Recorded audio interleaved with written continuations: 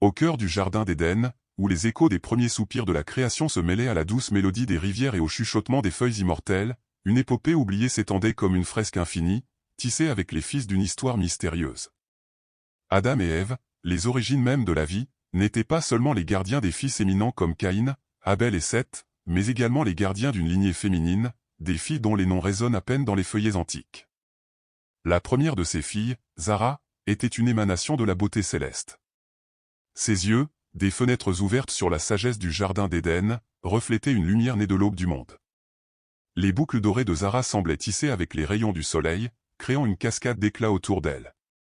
Elle déambulait avec une grâce qui aurait pu être une danse sacrée, cueillant les fleurs les plus éblouissantes pour les entrelacer dans ses cheveux, créant une couronne éphémère digne d'une reine.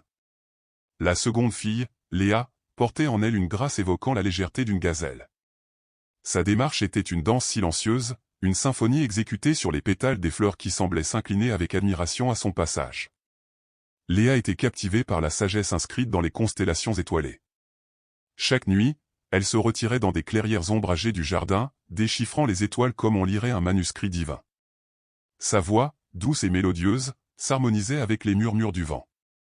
Enfin, la troisième fille, Myriam, était l'incarnation même de la joie et de la vitalité.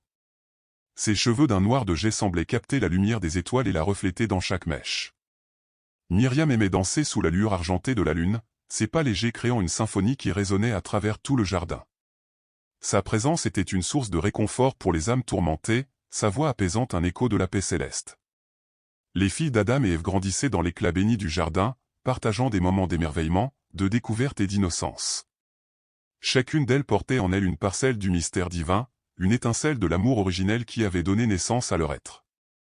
Cependant, même dans ce paradis préservé, l'ombre mystérieuse de la tentation et de la désobéissance commença à se profiler. Zara, la plus curieuse des trois, fut la première à succomber aux murmures insidieux de cette ombre. Un jour, sa soif insatiable de connaissance la conduisit vers l'arbre de la connaissance du bien et du mal. Intriguée par les secrets qui y étaient dissimulés, elle s'aventura loin des sentiers familiers du jardin.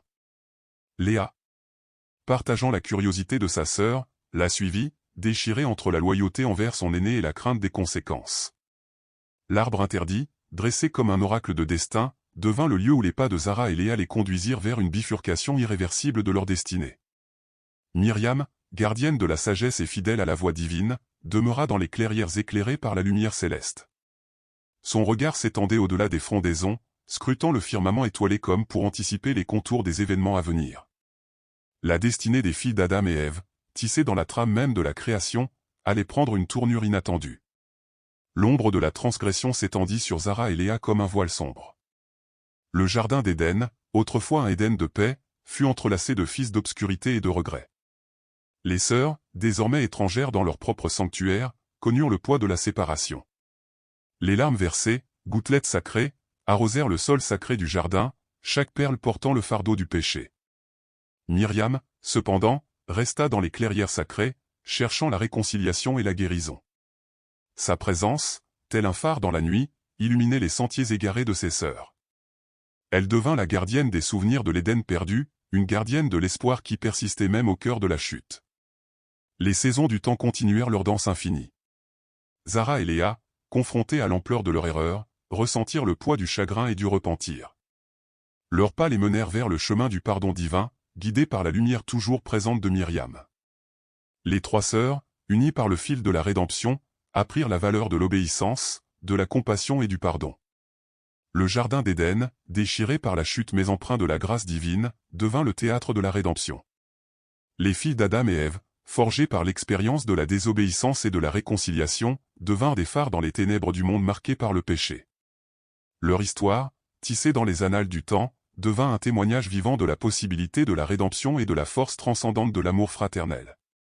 Ainsi se conclut l'épopée des filles d'Adam et Ève, une saga de chute et de résurrection, de séparation et de réconciliation, tissée dans les fils d'un destin complexe et éclairé par la lumière éternelle du Créateur.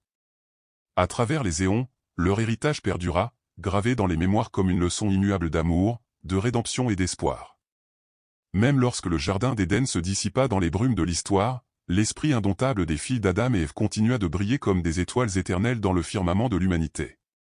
Leur existence, une fresque infinie, transcende les limites du temps, offrant une réflexion perpétuelle sur la grâce, la rédemption et l'amour qui résonnent à travers les échos éternels de l'existence humaine.